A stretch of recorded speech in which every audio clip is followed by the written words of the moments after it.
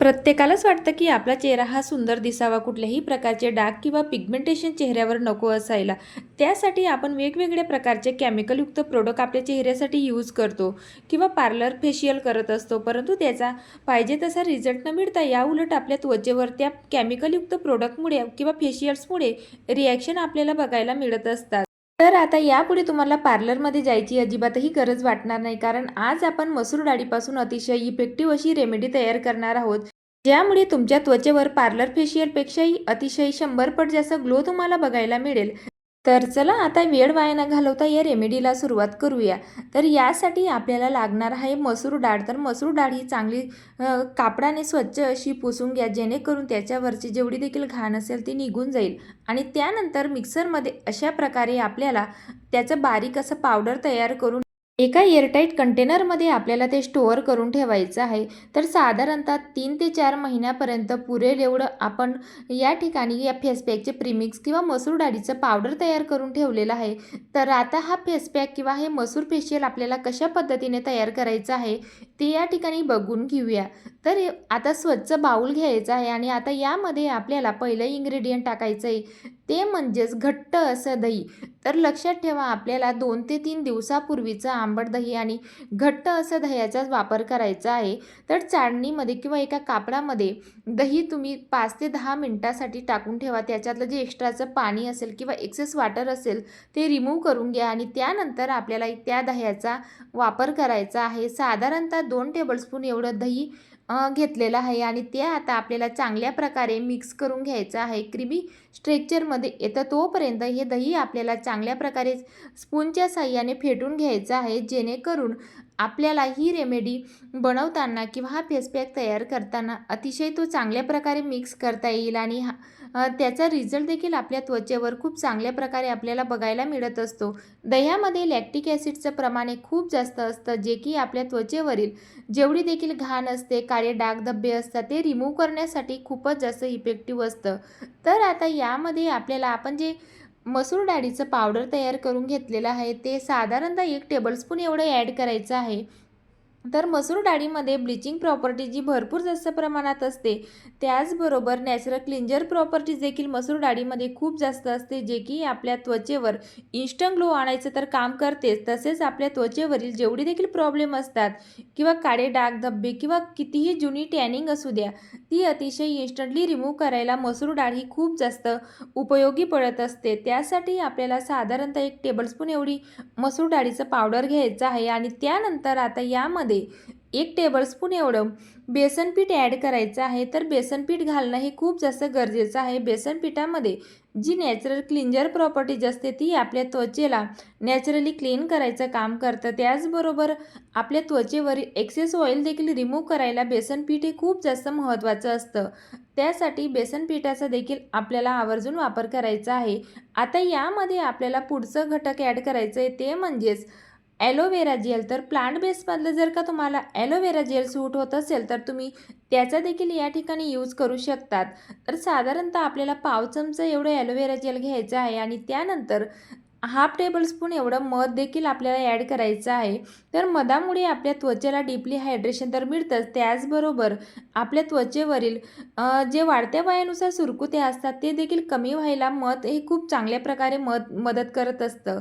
तर आता यामध्ये जे नेक्स्ट इन्ग्रेडियंट आपल्याला ॲड करायचे ते म्हणजेच कस्तुरी हळद म्हणजेच वाईल्ड टर्मरिक. तर कस्तुरी हळद ही स्पेशली आपल्या स्किनसाठी किंवा त्वचेसाठी वापरली जाते. त्यासाठी आपल्याला यामध्ये कस्तुरी हळदीचाच वापर करायचा आहे. जर का तुमच्याकडे कस्तुरी हळद नसेल तर किचनची हळद या ठिकाणी तुम्ही फक्त 1 पिंच एवढी घ्या किंवा शक्यतो स्किप केली तरी देखील चालेल. तर आता यामध्ये आपल्याला रोज वॉटर टाकायचं आहे. तर रोज वॉटर साधारणतः आपल्याला 1 टेबलस्पून एवढं ॲड करायचं आहे. तर गुलाबजल किंवा रोज वॉटरमध्ये नॅचरल टोनर प्रॉपर्टी जी खूप जास्त प्रमाणात असते, जे की आपल्या त्वचेला नॅचरल ब्राईटनिंग किंवा टाईटनिंग इफेक्ट द्यायला खूप जास्त मदत करत असतं. त्यासाठी रोज वॉटरचा देखील आवर्जून आपल्याला वापर करायचा आहे. तर आता यामध्ये रोज वॉटर ॲड केल्यानंतर हा फेस पॅक आपल्याला चांगल्या प्रकारे मिक्स करून घ्यायचा आहे, जेणेकरून यामध्ये आपण जेवढे देखील इन्ग्रेडियंट ॲड केलेले आहेत ते चांगल्या प्रकारे ॲक्टिवेट व्हायला मदत होईल आणि जास्त घट्ट देखील हा फेस पॅक आपल्याला ठेवायचा नाही आहे. तर स्ट्रेक्चर तुम्ही या ठिकाणी बघू शकता की अशाच कन्सिस्टन्सीमध्ये आपल्याला हा फेस पॅक तयार करून घ्यायचा आहे. तर आता या ठिकाणी फेस पॅक तर तयार झालेला आहे. आता हा चेहऱ्यावर अप्लाय कशा पद्धतीने करायचा ते तेवढंच जास्त महत्त्वाचं आहे. आपण कुठलाही फेस पॅक किंवा कुठलीही होम रेमेडी ज्यावेळेस घरात तयार करतो त्यावेळेस ते आपण चेहऱ्यावर कशा पद्धतीने अप्लाय करत असतो त्यावर देखील तिचा रिझल्ट हा खूप जास्त डिपेंड असतो. त्यासाठी फेस पॅक हा चेहऱ्यावर अप्लाय करत असताना कधीही लोअर टू अप्पर डायरेक्शनमध्ये किंवा सर्क्युलर मोशनमध्येच अप्लाय करायला हवा, जेणेकरून त्याचा रिझल्ट हा आपल्याला पाहिजे तसा बघायला मिळेल. या उलट उलट्या डायरेक्शनने जर का आपण फेस पॅक त्वचेवर अप्लाय केला तर त्यामुळे आपल्या त्वचेवर सुरकुत्या पडायचे चान्सेस हे खूप जास्त असतात. त्यामुळे लोअर टू अप्पर डायरेक्शनने म्हणजे वरच्या भागाने नेत आपल्याला फेस पॅक चेहऱ्यावर अप्लाय करायचा आहे. आता फेस पॅक अप्लाय केल्यानंतर तो चेहऱ्यावर तसाच सोडायचा नाही आहे. तर 3 ते 4 मिनिटासाठी तर किंवा जास्तीत जास्त 5 ते 6 मिनिटासाठी हलक्या हाताने चेहऱ्यावर मसाज नक्की करा. कारण यामध्ये आपण मसूर डाळीचं पीठ ॲड केलेलं आहे. तर मसूर डाळीच्या पिठामध्ये किंवा पावडरमध्ये स्मॉल असे पार्टिकल्स असतात जे की आपल्या त्वचेवर नॅचरल एक्सफोलिएशनचं काम करतात. तुमच्या चेहऱ्यावर किंवा नाकावर किंवा हनुवटीवर जास्तीचे ब्लॅकेट्स किंवा व्हाईटहेड असतील ते देखील रिमूव्ह करायला हा फेस पॅक खूप चांगल्या प्रकारे मदत करत असतो. त्यासाठी चांगल्या प्रकारे आपल्याला हलक्या हाताने चेहऱ्यावर मसाज करायची आहे. चेहऱ्यावर मसाज करत असताना जेंटलीच नेहमी मसाज करा. जास्त जोराने रगडारगडी किंवा जोरजोराने चेहऱ्यावर फेस पॅक किंवा स्क्रब हे रब करू नका.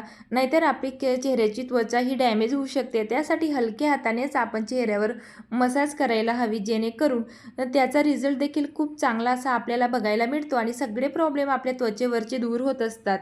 तर आता या ठिकाणी चेहऱ्यावर फेस पॅक अप्लाय झाल्यानंतर मसाज झाल्यानंतर सेकंड लेअर फेस पॅकची अप्लाय करायला कधीच विसरायला नको. ही स्टेप खूप जास्त महत्त्वाची असते. यामुळे आपल्या त्वचेवर इन्स्टंट ग्लो तर येतोच, त्याचबरोबर आपल्या त्वचेवरील काळे डाग धब्बे देखील रिमूव्ह व्हायला खूप चांगल्या प्रकारे मदत होत असते. तर चला आता फेस पॅकची सेकंड लेअर अप्लाय झाल्यानंतर 15 मिनिटासाठी हा ड्राय झाल्यानंतर थंड पाण्याने चेहरा वॉश करून घ्यायचा आहे. आणि आता रिझल्ट तुम्ही बघू शकतात की किती सुंदर असा ग्लो चेहऱ्यावर आलेला आहे. नक्कीच अशा प्रकारे ही रेमेडी तुम्ही देखील चेहऱ्यावर अप्लाय करून बघा. तर आता हा फेस पॅकच्या ग्लो चेहऱ्यावर लॉक करण्यासाठी आपल्याला मॉइश्चरायझर लावायला कधीच विसरायला नको. कारण मॉइश्चरायझरमुळे आपल्या त्वचेला डीपली हायड्रेशन तर मिळतंच, त्याचबरोबर आपल्या त्वचेवर जे ओपन पोर्स असतात ते देखील मिनिमाइज व्हायला मॉइश्चरायझरमुळे खूप चांगल्या प्रकारे मदत होत असते. तर आता मॉइश्चरायझर चेहऱ्यावर अप्लाय झाल्यानंतर 2 ते 3 मिनिटासाठी अशा प्रकारे मसाज नक्की करा. यामुळे ब्लड सर्क्युलेशनही खूप चांगल्या प्रकारे होऊन आपल्या त्वचेवर ग्लो देखील खूप चांगल्या प्रकारे येतो आणि वाढत्या वयानुसार जी सुरकुत्या आपल्या त्वचेवर येत असतात ते देखील मिनिमाइज व्हायला किंवा कमी व्हायला ही स्टेप खूप जास्त महत्त्वपूर्ण असते. तर चला, आजची ही रेमेडी तुम्हाला कशी वाटली नक्की मला कमेंटमध्ये सांगा. आणि चेहऱ्यावरचा ग्लो तर तुम्ही या ठिकाणी बघू शकताय. तर ही रेमेडी तुम्हाला जर का आवडली असेल तर व्हिडिओला लाईक करायला विसरू नका. चॅनलवर नवीन असाल तर चॅनलला सबस्क्राईब देखील नक्की करा आणि हाईप पॉईंट द्यायला विसरू नका, जेणेकरून असेच नवनवीन रेमेडी मी तुमच्यापर्यंत पोहोचवत राहील. चला तर मग भेटूया नवीन अशाच रेमेडीसोबत. बाय.